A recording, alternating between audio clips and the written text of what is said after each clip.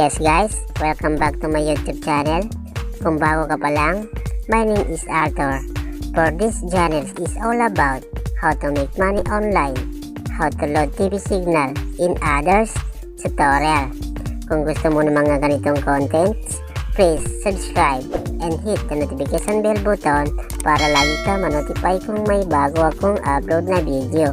Okay? Yes guys, for this video ay tuturuan ko naman kayo kung paano mag-load ng TV satellite sa GCash. At shoutout pala kay NF Aqua Official. Pag-visit lang guys ang kanyang YouTube channel. Yes guys, huwag na natin patagalin pa. Let us start.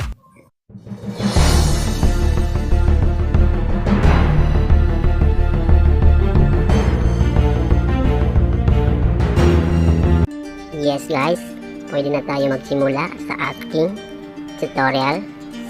Okay, ang una guys ay pumunta tayo sa ating GCash. I-open natin yan. Tapos pagkilagay ang INPIN. Then, hintayin natin. Okay, nandito na tayo sa ating GCash. Siguraduhin lang guys na may pera kayo sa GCash para makapag-load ng TV o signal. And dito tayo sa click natin ito by load. Then pagkilagay yung active na number.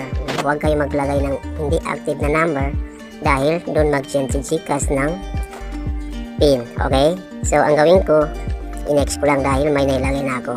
Okay, kaya ang ilagay nyo dyan ay yung active na number. Okay, and then hanapin natin si PTV para doon tayo mag-load. Okay, dito na tayo sa PTV. Then i-open natin yan, click natin, and then hanapin natin yung satellite.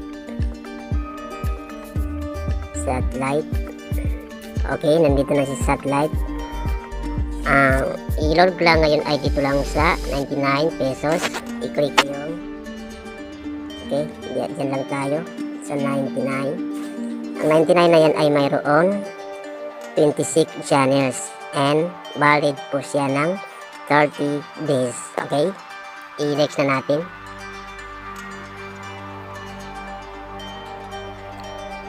And after that, i-click natin yung PPHP 99.00.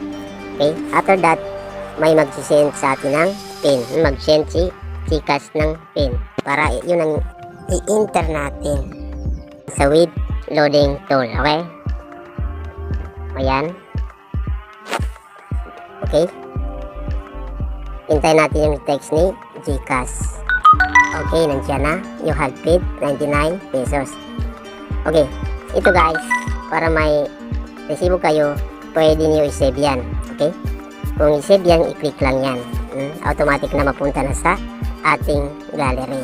Okay, pero ako i-done ko lang yan, hindi ko na i-save. Pero kung gusto na i-save, i-click lang ito. Okay, and sa aking i-done lang, hindi ko na i-save. Okay, so now pumunta tayo sa ating message. Okay, kunin natin yung PIN na inisend ni GCash. Okay, kunin natin ang PIN ng text ni GCash. Open natin yan sa GCash. Tapos i-type natin yan, PIN na yan.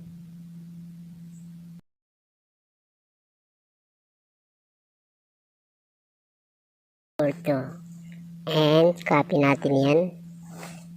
Okay, kunin naman natin yung account number.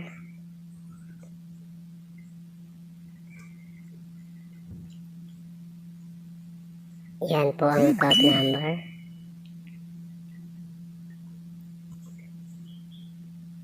Nine 65898. Okay, lagyan natin muna ng S yan para hindi tayo malito.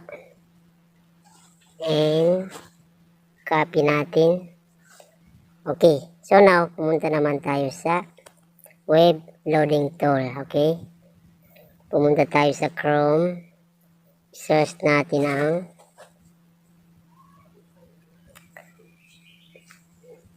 web loading tool. Okay, yan. So, yan. And go. And i-open natin.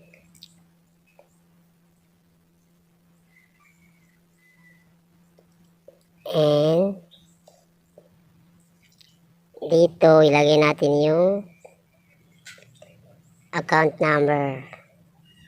Paste natin. Tanggalin natin yung okay, ito lang. Ilagay lang natin dito yung kuan lang. Digit number lang.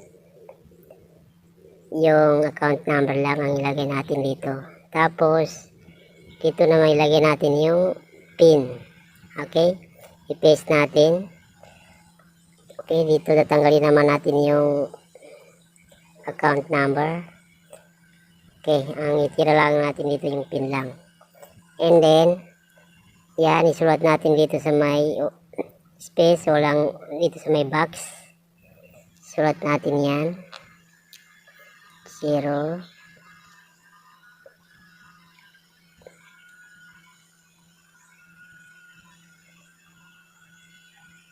Okay, then, submit na natin.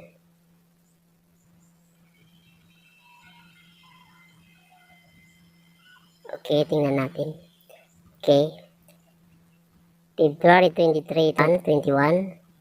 Okay. Ang oras ngayon ay 2 p.m. Okay. Your load request has been confirmed. Account number 5096588 will be loaded with the interface. Okay. So now, naiload na sa ating satellite account. Okay? So ngayon, pumunta naman tayo sa TV natin. Tingnan natin kung gumagana na ba. Okay guys, i-open na natin ang ating TV. Tingnan natin kung gumagana na ba. Okay guys, successfully ang ating pag-load. Gumana na ang ating TV. Okay, ilipat natin kung marami na siyang channels. Okay, tingnan nyo guys. Marami na tayong channels. Okay, ganun lang kadali mag-load sa TV. Gamit ang GCash. Okay, dapat alam niyo yung GCash. Kailangan may GCash kayo. At pagkatapos mag-load kayo gamit ang active number. Yun ang ilagay niyo. Tapos kung makuha na yung PIN, kunin yung PIN at account number. Then pumunta kayo sa Chrome, pag-search ang web loading tool. Okay? So, ganun lang kadali guys. Tingnan nyo, oh, marami na tayong channels. Okay? So, kung hindi ka pa naka-subscribe guys, please subscribe lang. Huwag kalimutan mag-subscribe para update kayo sa mga bago kong video tutorials. Okay? Okay, marami pa tayong i-upload na tutorial. Okay, thank you for watching. That's